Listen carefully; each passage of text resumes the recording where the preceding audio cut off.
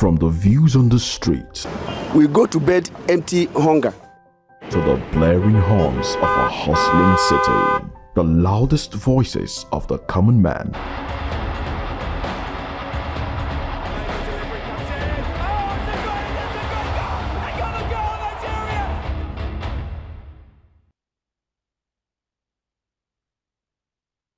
All right, they say better late than never. And of course, it is a great thing to serve a living God. What a day to be alive, where we look at one club side who nicknamed themselves, is it the Devils, the Red Devils? Okay. Onana. Anyway, a lot of things will have to be said about that because even their legends are not happy at the moment. And so much to look forward to as far as locker room is concerned. And very interesting, lots of things happening back home where it was a sad story of the passing of the man they call the chairman, Christian Chukwu. He was a rock in the defense of the Super Eagles at some point in time, and a lot of Nigerians have continued to celebrate this man, talking about the chairman, Christian Chukwu. But there's still some stories that have emanated since his passing over the weekend. I'll be looking at that and more on Locker Room on Voice of the People TV. I remain your host, Jerry Opelihai. Saying welcome to the show this afternoon. So much to look forward to. And of course, it's a full house. Ikechukwu gets to join us alongside Maiwa, who joins us virtually. And somehow, I don't know, it's like God has a way of doing a lot of things. All the people around me are all Man United fans. I don't know, sometimes I find it hard to laugh because the laugh is every day, Galo, because it's just been a situation where I'm the one smiling, but I think I like everybody around me smiling. But anyway, it's great to have you around today, Ikechukwu, on Locker Room. Jerry. Good evening, Jerry. What a sign. That was a huge sign. Good evening to viewers. Jerry, the truth is, it's a very dark period for Nigeria as regards the passing away of the man you call the chairman. Yeah. Chukwu. And, I don't know why you think you're the only one smiling. I think we all have reasons to smile. As regards our team or the club side that we actually follow. Okay, what are you smiling about this season? As a United fan, what makes you happy about Man United this season? It's not for me to. I'm not supposed to explain on the trajectory of winning Europa League. Of course, that is settled. I told you before. Wow, with Olympic Lyon. United is winning the Europa League. Lyon, what will happen in the second leg against Lyon? United will qualify. That's what I said. Against Onana. United will qualify. What's against Onana? Onana coming back because they said Onana was the problem. They removed him. It became worse. No, we all know that Newcastle is by far a better side. They've been by far a better side for over 2 seasons. Who would have thought that Newcastle will have a day they will say they are better than Man United? No, it is what it is. I mean, Nottingham Forest, nobody would have believed that they will be way better than a lot of teams, the Chelseas and Manchester United of this world. This season they are way better team. So yes, it's all about form. It doesn't change anything. The pay that the Man United players receive compared to that of the Newcastle United squad, I think it's pretty sad. It's a sad tale to know that we would have a Man United side being inferior in the sight of Manchester United. It's pretty sad. When we say they're a better side, we're talking about the team. Now, if you look at them pound for pound, player for player, there is little to actually separate in terms of player quality, right? But we are talking about the team. The team is, Nottingham Forest also, they don't even have that big character in their side. But as a team, they are way better than a lot of teams, United inclusive. So that's exactly what we're talking about. The pay structure over time, if that team remains consistent at that level, the pay structure will definitely increase because they will be forced to actually attract the best legs to their clubs, and then you cannot start paying those guys at this particular range. Any club that wants to actually compete and remain consistent to winning titles and honors or whatever or laurels, you must have to have a very very top a big pay structure. It is normal. It is not. You cannot have, for example, Liverpool. Mo Salah's new increased package is way over 200,000. Congratulations. Right? Do we have any player in any of those Nottingham Forest that ends over 150,000? Yeah, that reminds me. Congratulations to Mohamed Salah. he gets to stay in the best club in the world right now for another 2 years and going to pile more misery on Manchester United. I can't wait to see more goals he's going to score against United. Which club is the best club He in the has world? the personal relationship. Which club is the best club in the world? Liverpool and the rest. That's it. That's it. You know the fact. So And if you I can say say as- if you have issue with it, go to court. It's not like go to court. No problem. Court of arbitration for sports and defend it. You will see there. So it's congratulations to all Liverpool fans around the world, to Mohamed Salah himself for deciding that he was going to spend the next 2 years, and I think it's going to be something he might retire at Liverpool with the way things are going. But let's see how it pans out. I would have loved to see him score against West Ham over the weekend. But let's come back home. South Africa might face a 3-point deduction in the World Cup qualifiers for fielding an ineligible player, talking about Teboho Mokoena against Lesotho.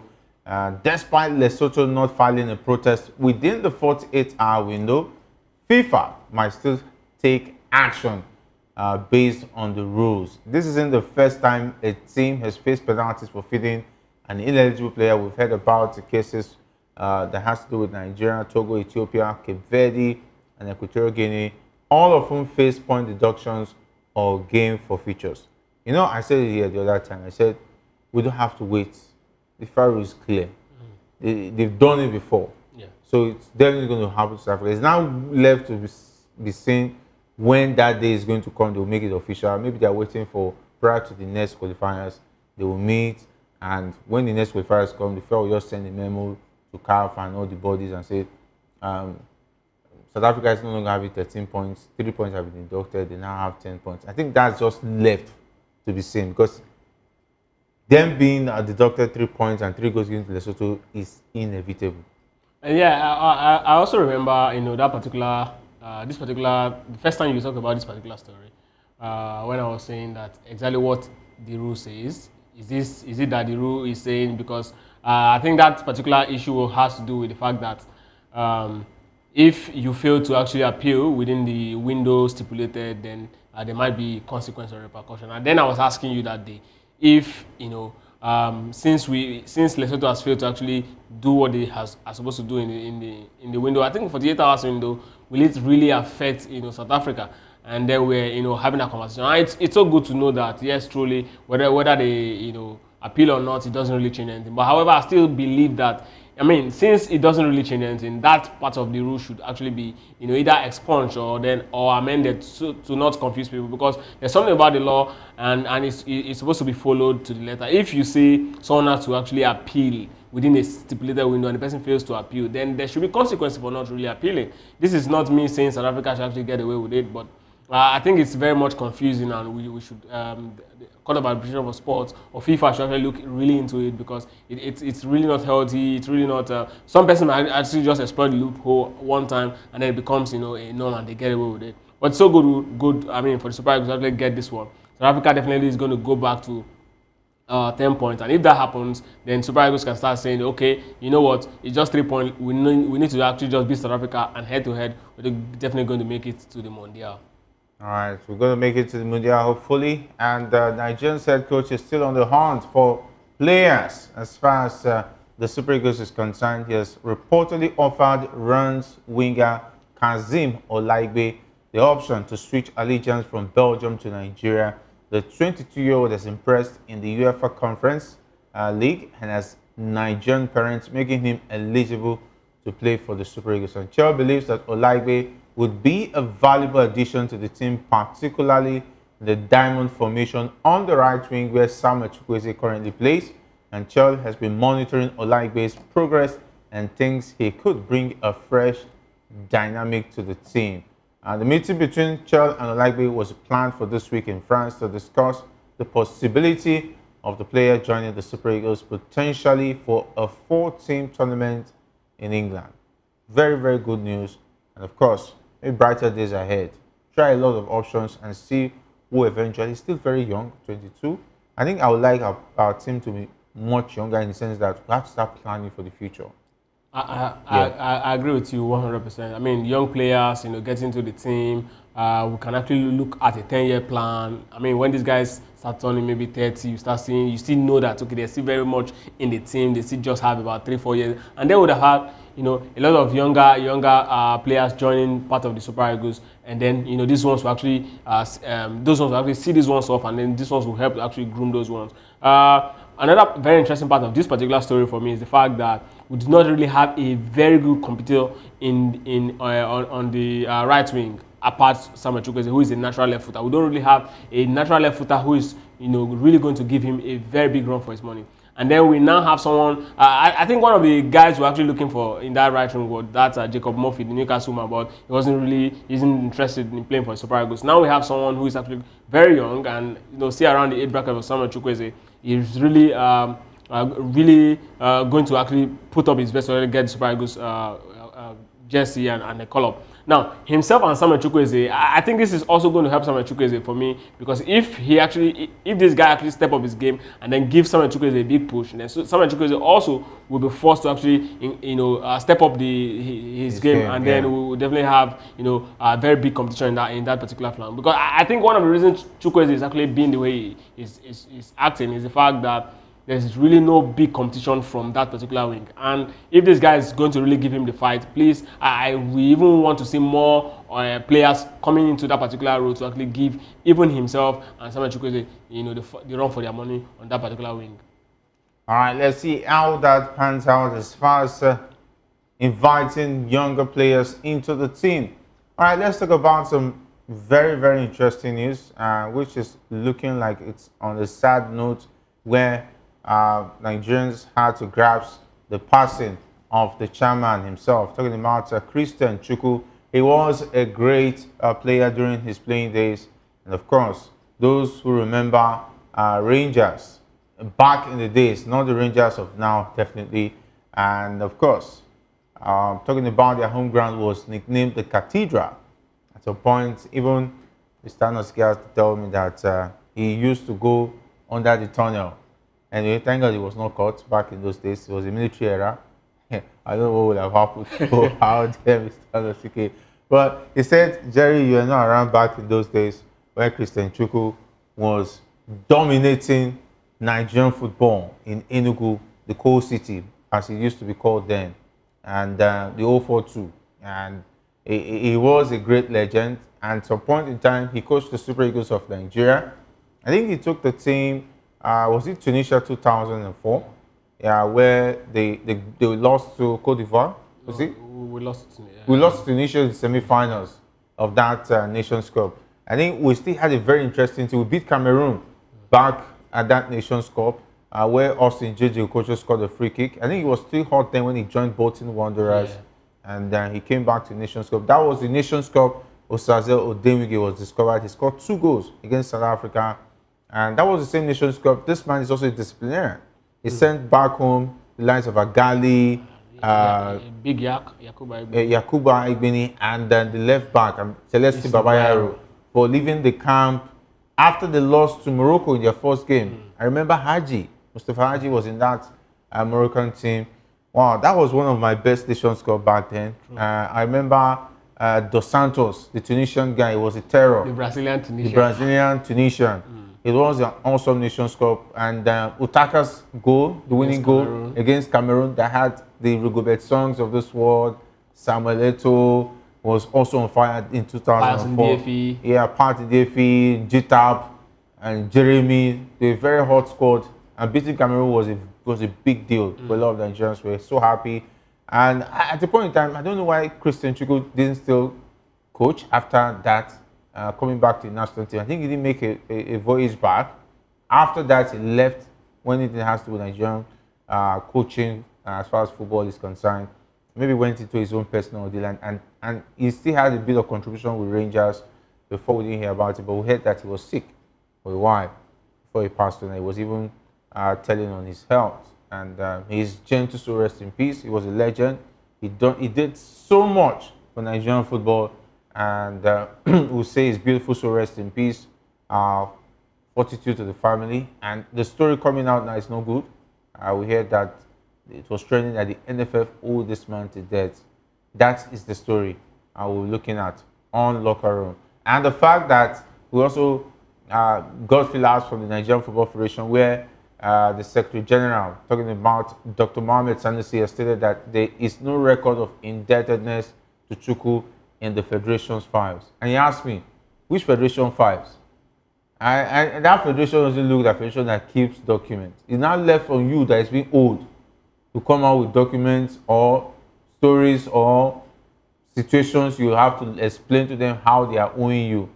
And they say this contradicts social media claims that the NFF owed Chukwu about $128,000. I think if this story is true, I know this is not the same NFF that was owing him back then. I think he should be paid. We're also talking about maybe his wages when he coached the Super Eagles and when he did one or two things with the Super Eagles at some point in time, both as a player and a coach. It's pretty sad. Why owe these guys this money? Jerry, it's so unfortunate. I mean, okay, so let me even take it a little back.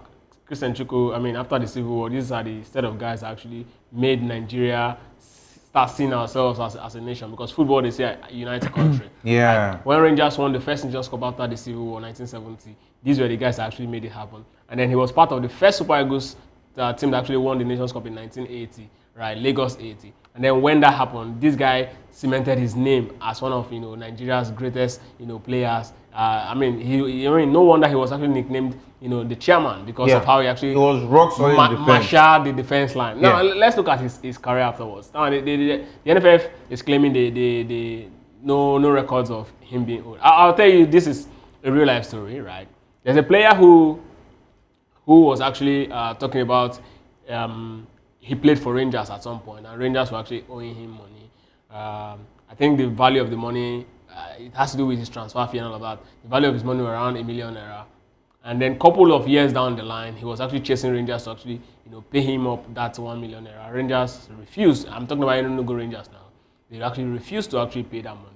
And then just imagine that player had died during the process, because these guys had all of his documentations, every single one, went to court and all of that. If he had died, it's going to be easy for Rangers to come out and say they don't know him, they paid him in full, and then, like they say, dead men don't make case for themselves. So Christian Chukwu is late now. Unfortunately, he cannot come out and say what Mohamed Sanusi is saying. Is that true or false?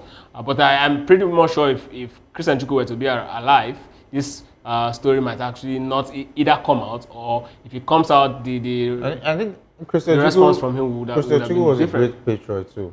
Yes, he was a man who shied away from controversy. He believed in the Nigerian project. He was one of those who would do things out of patriotism. But Jerry, I mean, asking for your money, it's really sad that patriotism doesn't exactly pay. Doesn't pay in Nigeria. See, Jerry, I'm not. What I'm saying is, asking for your money is not a sign of someone who is unpatriotic.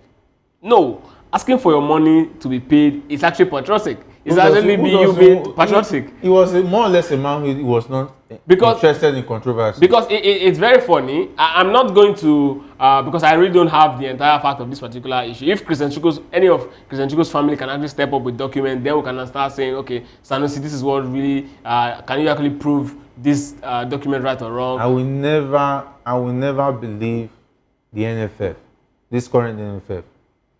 Because if Christian Chukwu says that the NFF is owing him, and the family says it is owing, they are owing him.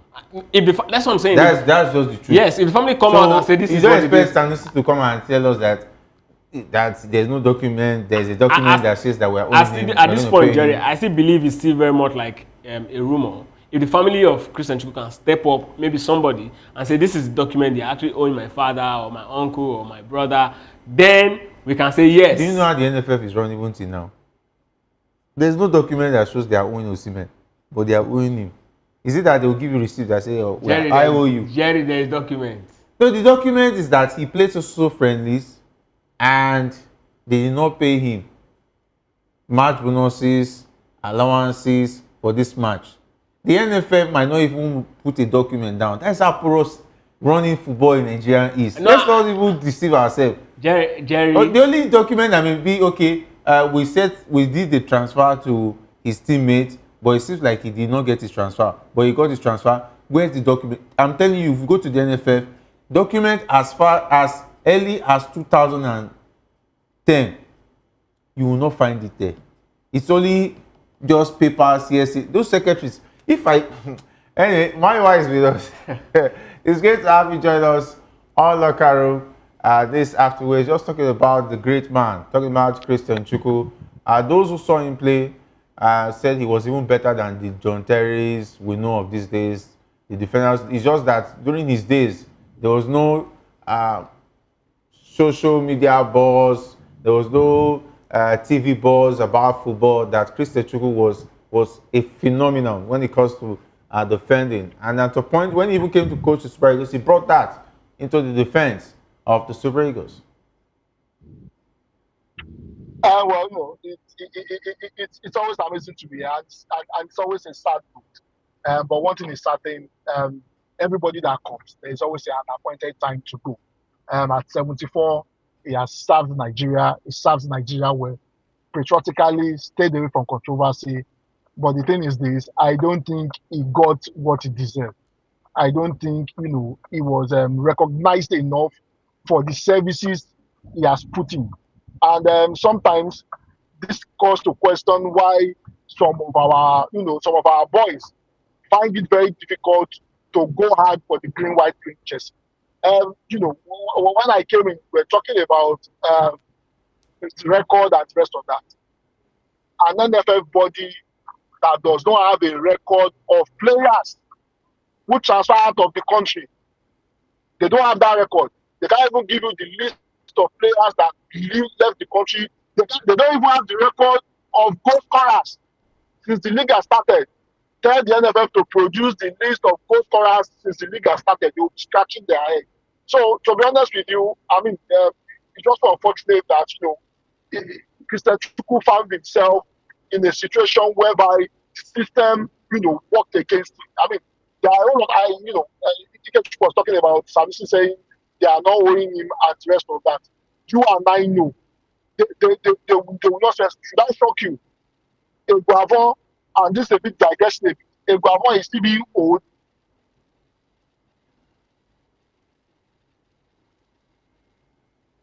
I won the Nations Cup in 90. It took them almost 30 years before they redeemed the pledge. I mean, is that the same NFF that would not be owing a Christian Chukwu? But in any case, like Chukwu said, we don't have all the documents. We cannot, we cannot speak to that fact.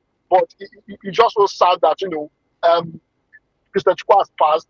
I hope, going forward, the NFF do something to honor our legend. The same thing that we are talking about as regards Christian Chukwu happened when Rashidi Yekini passed away. But in any case, like I said, everybody that comes has a definite time, they will go. I just hope, his soul rests in perfect peace.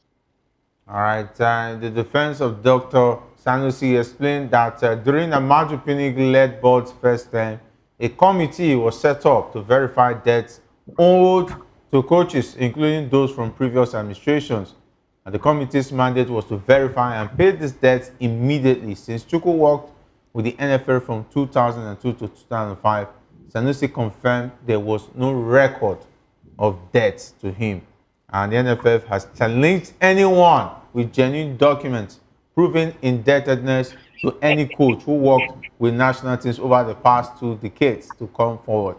And Sanusi emphasized that the organization is committed to its responsibilities and will settle any verified debts promptly. Anyway, I will now wait for those who will bring out talking about the facts.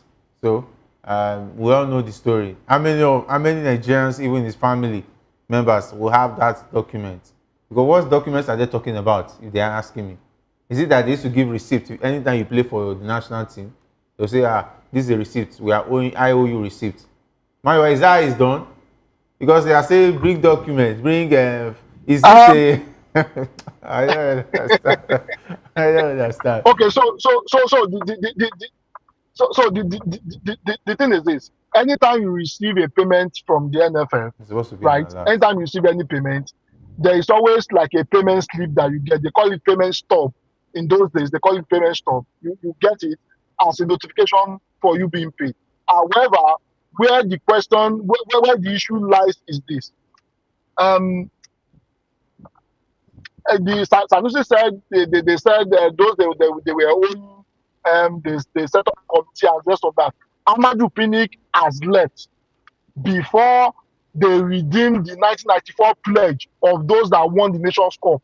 I mean, if we were to go by what Sanusi is saying, it means that those that they gave something after Amadou Pinnick left, it means probably those people defrauded the Nigerian NFF. That is what Sanusi is saying, because if for him to have claimed that they've settled everything, and we have stories of those that won 1994, they are just redeeming their pledge now. It shows that Sanusi does not even have an updated record. So I will not take the word of Sanusi over it. Another important thing is this: how do we track those documents when in those days started in 2004, whereby you can do online transfer and the rest of that? That did not start until very late. You have people bring money and they give you by cash, by hand. So how do we want to verify that they were not owing Christian Chukwu? To be honest with you, I would never take the word of Sanusi for it, because the antecedent shows that they are not people you can take their word for it, owing to the fact that the same NFF that we are talking about, they've owed our age grade guys for over 10 years, and they've still not yet redeemed those, those money they owe. Yet he's saying they set up a committee. I don't want to believe exactly what Sanusi is saying. I think Sanusi is just trying to go to embellish the truth. He's not saying the truth. The antecedent does not show that. All right, so let's see how that pans out. As far as the case of Christian Chukwu, we'll continue to get updates about whether he's been owed or not. But we all know the story. May the gentle soul of the chairman himself, Christian Chukwu, rest in peace. He was a great defender. And I think since his time, we've had some defenders, according to how he played at martial defense. I think we've not had any defender that was or is as great as Christian Chukwu. We've had some decent defenders. I think Uche Okechukwu at some point in time. Then Taribo West. I think Taribo West was thought that he was close to the chairman himself, but was not like this man. He was something else. He was rock solid in Nigerians' defense back in the 80s and the 70s. Okay, away from that, one man who played under Christian Chukwu, talking about Nigerian football legend John Otaka, has urged the Super Eagles to stay determined and focused on qualifying for the 2026 World Cup. Despite currently trailing South African Group C, Otaka believes the team can still achieve their goal with commitment and hard work. Otaka expressed his confidence in the team's talent, stating that they shouldn't be in their current position. But unfortunately, those who are handling Nigerian football have a different plan. The plan was to use the opportunity of the talent we have. But some decided that it was Tanimu and Onuachu and Finidi ball, no pattern. Just go there and kick and follow. That was the thing they could bring to destroy, the opportunity of this team after failing to qualify for the last World Cup. It's pretty sad. It's pretty sad.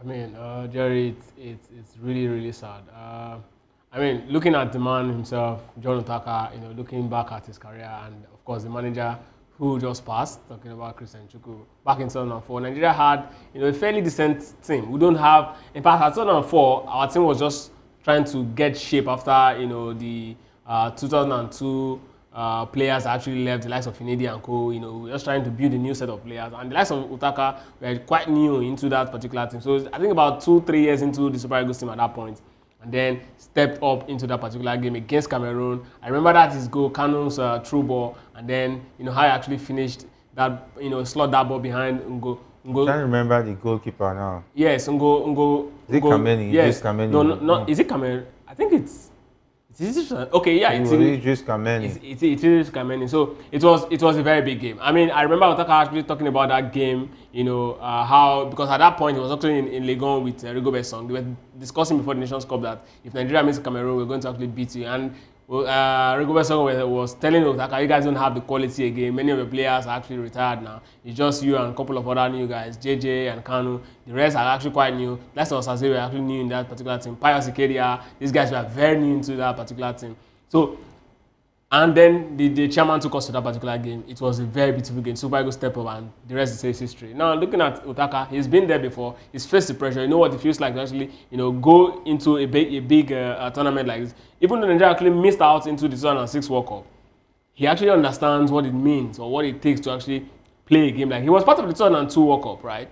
John Otaka was part of the 2002 World Cup. Yeah, he was actually not a major player, but he was part of the 2002 World Cup. So I think he understands what it takes to actually qualify for the World Cup, what the pressure that comes with it. And him saying that Nigeria still has a chance, we should not throw in it away. I think he's one of those voices that should be actually listened to. I want to also say something, right?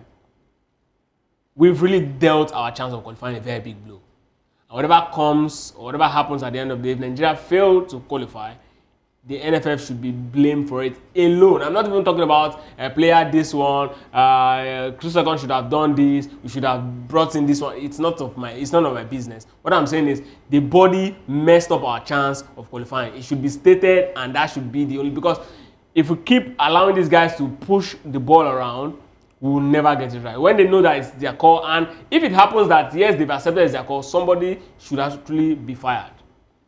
And Mario, I like the optimism that Ikechukwu has, that if we don't qualify. I don't know if you know that the word is if we don't qualify. We should start planning for 2030. We should start planning for 2026. 2030 is the goal. Because 2026, we are going to watch it on the TV, those who will be back home, and those who might be covering it as Russia also did once some point in time. They said they went there as an individual athlete. We were going there as individual journalists, not Nigerian journalists, who's going there to cover the event. Maiwa, it's pretty sad, very interesting. Well,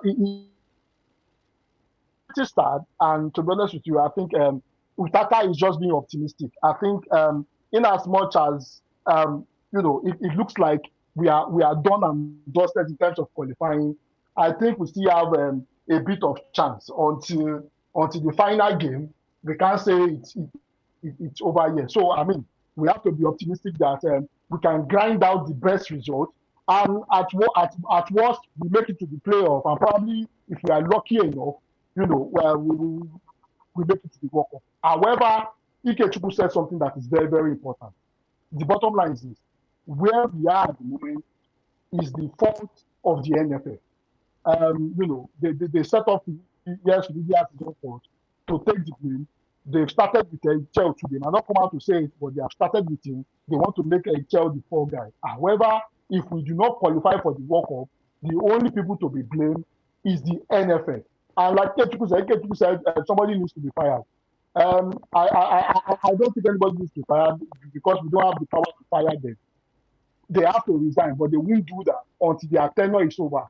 The only way we can get it right is to begin to elect the right people who are there because of the genuine interest they have for football, not because they just want to be there just to make a name that I was there as an NFF president, I was there before, or just to further their own agenda.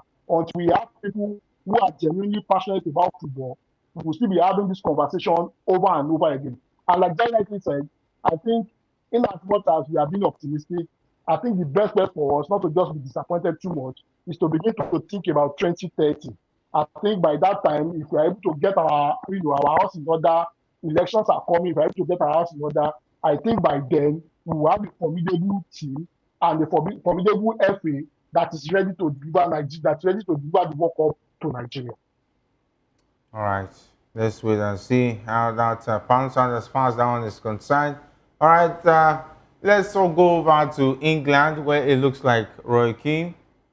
He praised Newcastle as an outstanding side that's developed a winning habit in big games. The former Manchester United legend, in contrast, said Manchester United is physically and mentally weak. Newcastle's pace and determination proved too much for United, who delivered a disappointing performance especially in the second half. He dismissed claims of Manchester United showing improvement, citing a lack of mental strength within the team.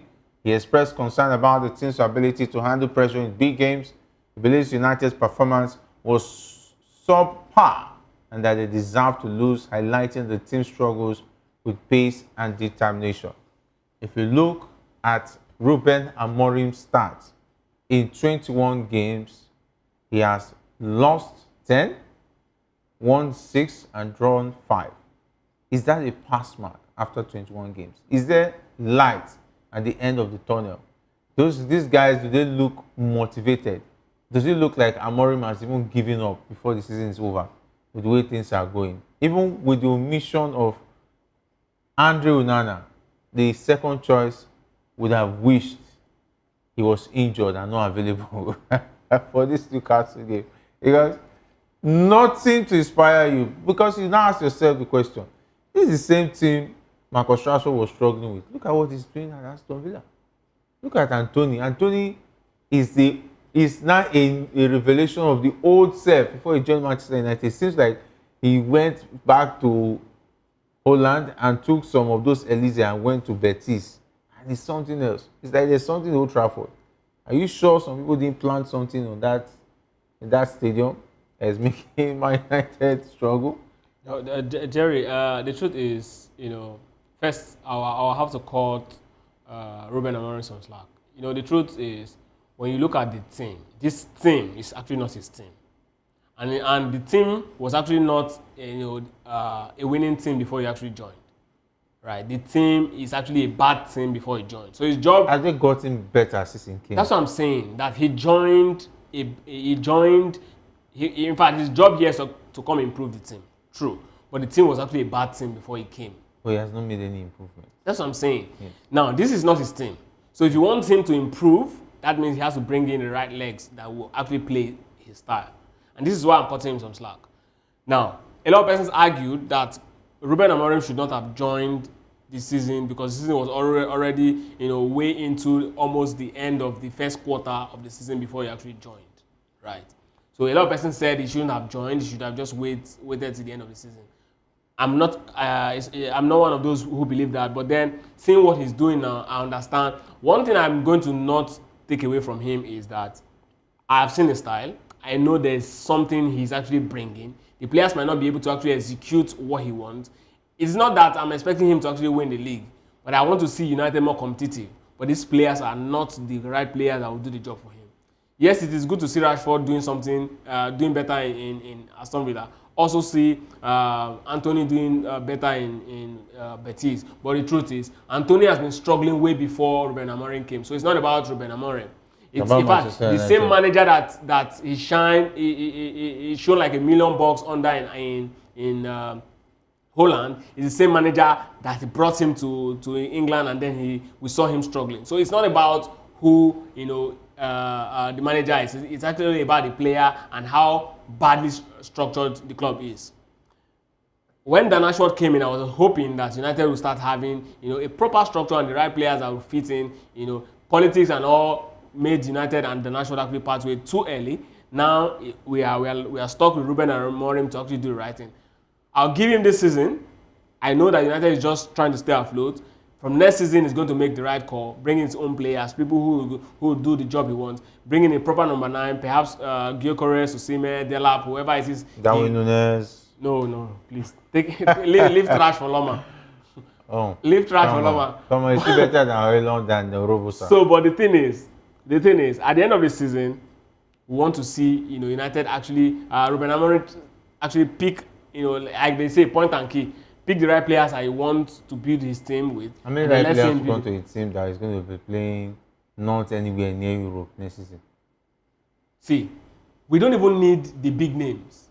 If Aston Villa if Nottingham Forest can get to this level without having the big names, United can also find decent players that will break into the top 4, and it's not about whether they have big names. It's all about playing to the style of the coach and then getting the right result. If they get there, if the club gets to Europe, I mean, everybody will start knowing who these players are. So, I wish you all the best. I wish you all the best in your conquest, Marawa. I don't know. I think you must have been putting calls to Amorim and asking him what's the problem. It's unfortunate that the prophet is giving us analysis instead of telling us how he's going to seek spiritual help for Manchester United. He's not concerned about that. He come to United, he has become a beautiful analyst. He's giving us pros and cons and so on, and possibilities on paper. your matter is not on paper. You have to go to consult that crystal ball you used to consult to find out the problem and look for a solution. I don't know. Because Yeah, well, the thing is this. I think kudos to Amorim for dropping Onana. Onana is the weapon fashioned against Manchester United, especially in the Europa League. And some kudos to him for not even listing him. And I don't expect, Onana to play better. Now, come to that particular game. I think in that particular game, Manchester United were so poor, they didn't live up to expectation. And this has been the same issue with Manchester United. They lack consistency. Ikechukwu said something the other time that I want to disagree with. See, the thing is this. When the news broke that Ruben Amorim was coming in the middle of the season, I was one of those that said there was no reason for him to come. He should have waited. And the reason for that is this. In the middle of the season, you are expected to perform. Another thing, and another reason I want to disagree also by saying, you don't want to blame him is this. He is a coach for a reason. Coaches adapt to situation. There is a need for him to have adapted to that particular situation. Yes, I will give it to him. He did not sign any of those players. Those players were players that were brought in under Ten Hag. And we all know that the players that Ten Hag brought in, they were 40 players. Because Manchester United had no pattern. It was just more of, I like this player, bring it. There was no plan. There was no strategy in place. It's just more of kick and follow. I understand that. However, as a coach, one of the things you should be able to do is to be able to harness the quality of the team you have, even though they are not your team. You should be able to harness the quality to produce decent enough results. The start is very horrible. How do you play 21 games, lose 10, win 6, and draw 5? That's a very terrible start. So I will not cut him from slack. As a coach, he should be able to adapt the team. Yes, they can't play the style a lot. Yes, understood. However, as a coach, you should be able to trick your team, adapt to what you have at the moment, and produce results. Not that you play 31 games, you are losing 10. You don't have any business losing 10. It shows even you as a coach, I don't think he has practical depth enough, to be able to trick the team. Okay, let's say he brings in all the player he wants and injury strikes. Is he going to give us the same excuse? No, that is why it's a coach. That's the reason why I will not cut it to slack. I understand the fact that people that are calling for his head, I don't think it is fair. Those are not his player. However, as a coach, I think he lacks the tactical depth to be able to add. And that is a problem for United to the future. That's not the kind of coach we should be looking at. I hope in the long run, so sack Amorim out. Will not be, a disaster to Manchester United. So Amorim out. You said? All the way. Amorim out now. You should sack him now. Not now. Let's give him 2 seasons. Not now. You want to give? Let's give him 2 seasons. This is how you started with Eric Thiago. Eric Thiago, at least Eric Thiago was still Eric Thiago was still giving you Yahoo FA Cup. Now this one, he has already told you this thing is the worst. He has told you everything that. But we are going to win the Europa League now. Win the Europa League. No, this is Europa League. Europa League. He said it. Onana will be available in the return leg. Onana will be available. We are going to win. With Onana. We will win the Europa League. Onana has already put Shaw though. Onana has already play Shaw though. Over 2.5 straight win Leon. Go and check his ticket. he has booked it ahead though. So you that want to end the tears, Baba go dey cash out, una go dey cry. You guys should not put your hope. Even Irabiji prophet, he has given up. But anyway, let's wait and see how that passes. It's really sad. I feel for United. I know back in the days where they were hot, they were on fire, they were everywhere. But it is what it is. But this is the worst we have ever seen And I think, I don't care whether Ruben Amorim was brought in just a short period of time. He met in some very interesting players, and he's not been able to inspire this side to achieve anything that looks like there's hope. I think he should go. Amorim should go. It was a big mistake. Thanks for coming. We'll see you some other time. If we consider you as an opportunity, because they did not do a proper consideration of Man United and his strengths and go for a coach. That's what I felt. They felt the going went for Amorim because it was a success at talking about Sporting Lisbon, brought him in, forgetting that your team determines the kind of coach you go for. Because now, you're telling Amorim that he's going to get players next season. You're forgetting that you have to dislodge how many players? Let's say minimum of 9 players. In Europe now, the way their contracts are, it's difficult to dislodge 9 players. Unless you go the route of Chelsea, who was just buying everything. And you know Chelsea has money. Ratcliffe, Baba Ijebu, he will not release money to start signing players like Chelsea. So I feel for Man next season, and you say 2 years. Anyway, 2 years enough to wait and see, maybe let him cause more damage to the advantage of those who are ready, like Liverpool, who are close to clinching the Premier League title after Arsenal drop points again. Prophet, what is going on? Is it that you run out of steam? Is it that the fire is no longer?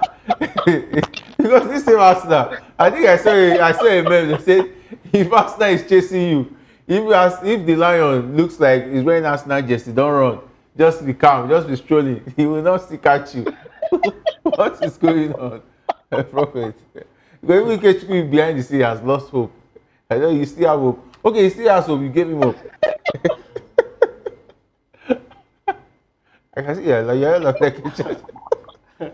This is what Arsenal does to you. But time really fast. Mayowa, it is what it is. We have to wrap it up here. Well, it's always amazing to me. And for Arsenal, Patrice has said it. There's always a next season. Thank you for having me. Yeah, it's a series as far as Arsenal is concerned. More like Netflix. Big thanks to the guys behind the scenes who made the show great. My name is Gerard Pella. Big thanks to Ikechukwu, and of course to Siva, not leaving out Shogun, Ikechukwu, as well as Paul and Sam. My name is Gerard Pella. I'm saying if not anything at all, to the sports.